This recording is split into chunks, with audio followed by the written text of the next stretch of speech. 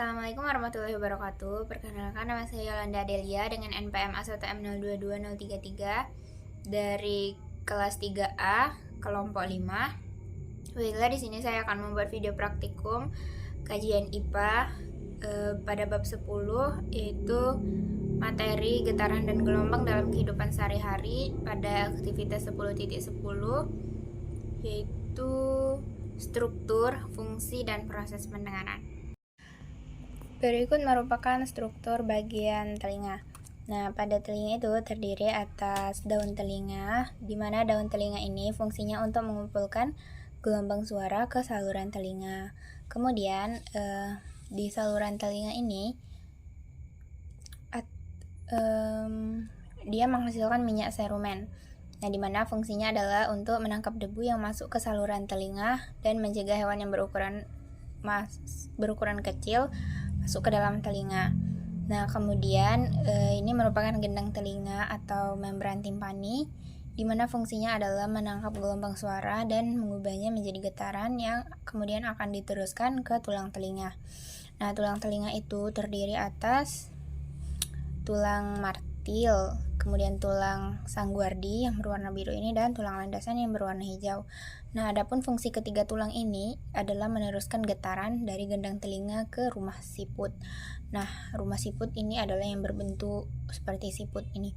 Nah, rumah siput atau koklea ini merupakan saluran berbentuk spiral yang menyerupai rumah siput. Di dalam koklea ini terdapat adanya organ kortil yang merupakan fonoreseptor. Nah, organ kortil ini berisi ribuan sel rambut yang peka terhadap tekanan getaran. Getaran kemudian akan diubah menjadi impuls saraf di dalam sel rambut tersebut dan kemudian diteruskan oleh saraf ke otak. Kemudian terdapat saluran gelang atau labirin yang terdiri atas saluran setengah lingkaran. Ini merupakan saluran setengah lingkaran atau semisirkularis. Nah, yang berfungsinya ini untuk mengetahui posisi tubuh atau sebagai alat keseimbangan. Nah, kemudian ada bagian otak. Sehingga berdasarkan fungsi dari bagian telinga tadi dapat kita ketahui bahwa proses mendengar pada manusia itu melalui beberapa tahap. Tahap pertama diawali dari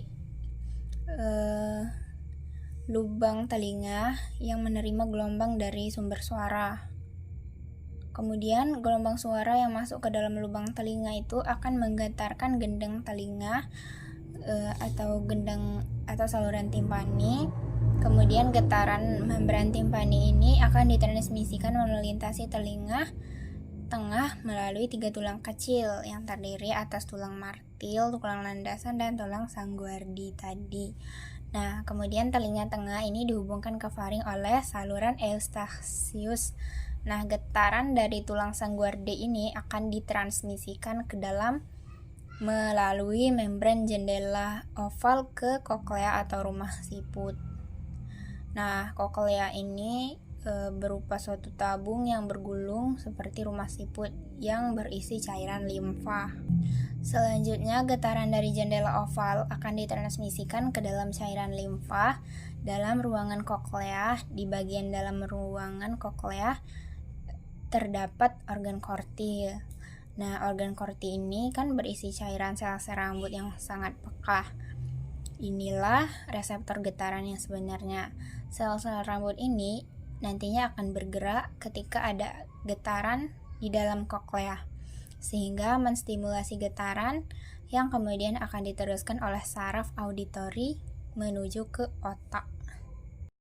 Selanjutnya pada percobaan kedua yaitu proses pendengaran. Hal yang kita butuhkan adalah plastik pembungkus, mangkuk plastik, beras, kawat tali, kemudian pemotong kawat atau gunting.